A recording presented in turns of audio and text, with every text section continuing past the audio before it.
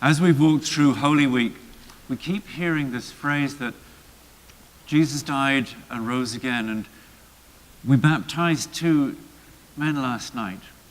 And we talked about them dying with Christ and rising with Christ.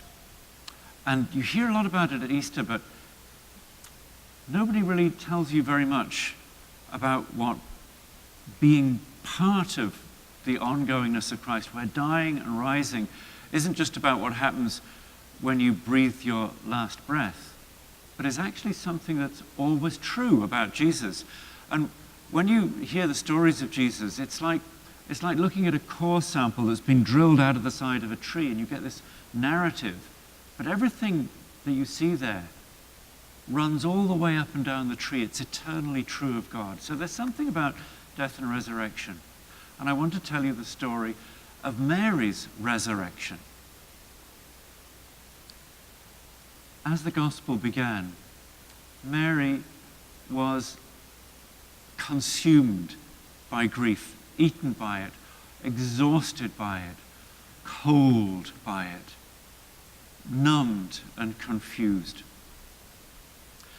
She was haunted by everything that had happened in the last day or two, the arrest, the torture, the disappearance of her Lord, this man for whom she had so much love and who held her in love too. This was the man who'd given meaning and purpose and solidity to her life, and he was gone.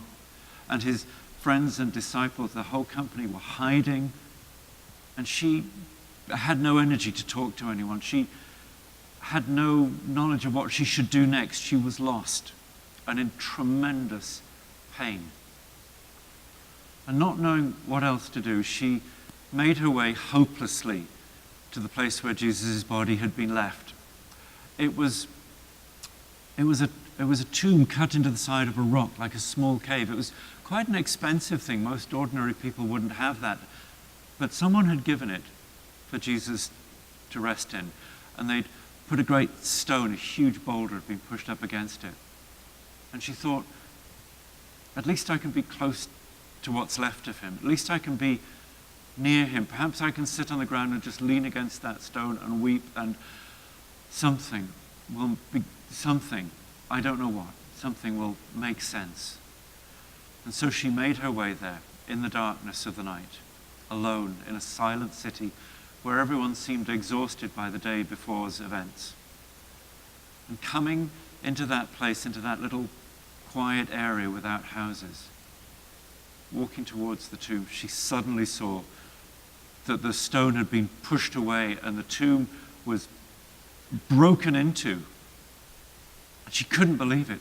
Could they not just leave him alone? Could they not just let him be at peace? And she went in and looked and saw that it was empty. And not knowing what else to do, she ran back to the place where the others had gathered, where they were all sleeping, all exhausted, all hopeless and without direction.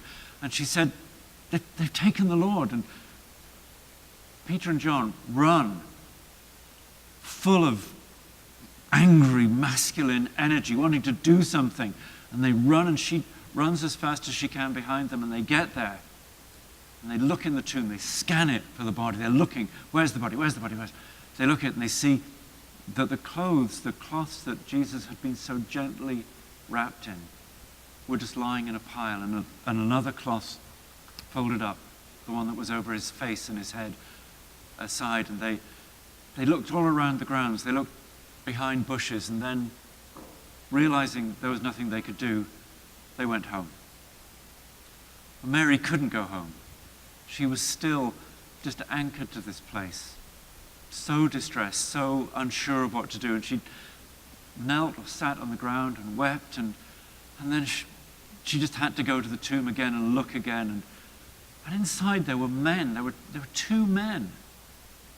And they said to her, "Woman, why are you weeping?" And it was a question to her that was too stupid to deserve an answer. And she said, "But where have you put him? Let me take him." And she turned away from them, even more confused, more hurt. And another voice came, "Woman, why are you weeping?" Another man. Men with their stupid questions. And in the midst of that pain, that frustration, that helplessness, where she was like somebody falling deeper and deeper into water, beginning to drown in grief. A word reached into the water like a hand coming down, reaching, and catching her wrist. And as it caught her, the voice said, "Mary." She opened her eyes. She looked up. And she looked into the face of Jesus. And it was as if the sun rose. It was as if warmth returned to her body. It was as if the whole world had changed.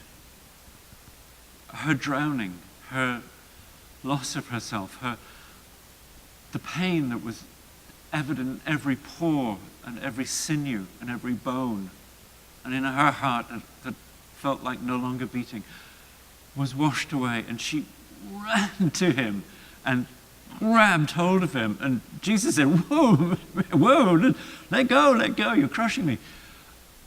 I can't stay. I've got to go.